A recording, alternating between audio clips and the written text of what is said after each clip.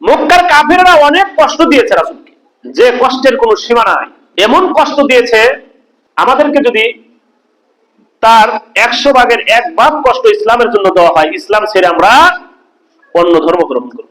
আল্লাহ রাসূলকে যে কষ্ট দিয়েছেন তার 100 ভাগের 1 ভাগ যদি আমাদেরকে দেওয়া হয় ইসলামের জন্য, এমনি তো আমরা ইসলাম থেকে দূরে, যতটুকু আছি ততটুকু খুঁজে পাওয়া যাবে না।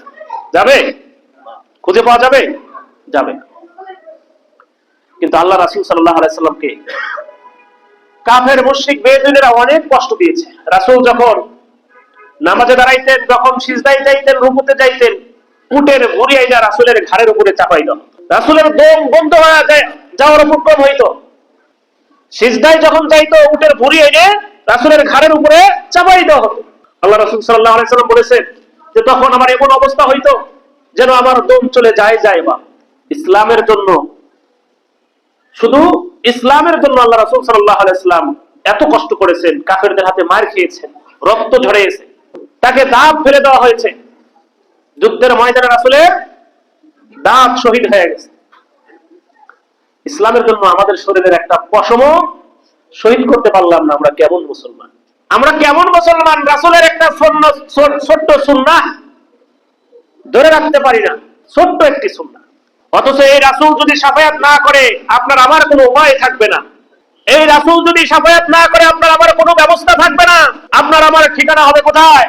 জাহান্নামে। সেই রাসূলের উম্মত আমরা হইতে পারলাম। ছোট্ট একটা সুন্নাহ। রাসূলের জীবনে কি রাসূল দাড়ি কাটছেন? কিন্তু সকলেই বলেন দাড়ি কাটছেন। তাহলে রাসূলের যদি উম্মত আমি হই, তাহলে আমি দাড়ি কাটি কিভাবে? কি বলেন? রাসূলের যদি উম্মত হই আমি তাহলে দাড়ি কাটি কি ভাবে? তাহলে কি আমি রাসূলের উম্মত না? কারণ আমার রাসূলের তো দাড়ি ছিল। আমার রাসূলের রঙে তো আমাকে রঙিন হওয়ার কথা। আমার রাসূলের আদর্শে তো আমার আদর্শিক হওয়ার কথা। রাসূলের রঙে রঙিন হলেই তো রাসূল আমাকে শাফায়াত করবে, নাকি এমনি এমনি শাফায়াত করবে? কি বলেন আপনারা? ভুল বললাম? বারেই বললাম? রাসূল আমাদের আদর্শ। রাসূল কি আমাদের আদর্শ। রাসূলের রঙে রঙিন না হইলে রাসূলের সামনে দাঁড়াবো কি করে? দাঁড়াইতে পারবো? সবাই বলে না। দাঁড়াইতে পারবো? আমার যদি দাড়ি না থাকে, আমি দাড়ি নাই, ছোট্ট একটা সুন্নাতের কথা বলতেছি। অনেকে তো এই দাড়ি সুন্নাতটাকে মানেই না। অনেক জালেম আছে যারা দাড়ি যে একটা সুন্নাত, রাসূলের একটা সুন্নাহ, এটা তারা মানতেই চায় না। ভুল বললাম? হ্যাঁ, ছোট্ট একটা সুন্নাহ রাসূলের আমি মানতে পারলাম না। ইসলামের জন্য আমি কি করলাম? তাই দাড়ি আবার রাইখে আবার অনেকেই তামাশা করে।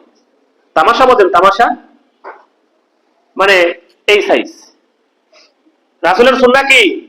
এক মুষ্টি দাড়িটাকে রাখতে হবে। এক মুষ্টির নিচে দাড়ি রাখলে সুন্নাহ আদায় হবে না। কারণ আমি এতটুকু রাখছি, হবে? একটু সকলেই বললেন। উচিত কথা তিতা লাগে। উচিত কথা বাপেরও দিতে লাগে। সন্তান যদি বাবাকে উচিত কথা বলে, তাহলে ওই সন্তান আস্তে আস্তে বাবার থেকে দূরে সরে চলে যায়। সন্তানকে বাবা আর ভালো চোখে দেখে না। এত আদরের সন্তান, উচিত কথার কর ধরুন, বাবা আর সন্তানকে ভালো চোখে দেখে না। এখানে উচিত কথাটা তিতা লাগবেই। কিন্তু সবচেয়ে বড় কথা হচ্ছে ভাই, আমরা রাসূলের উম্মত।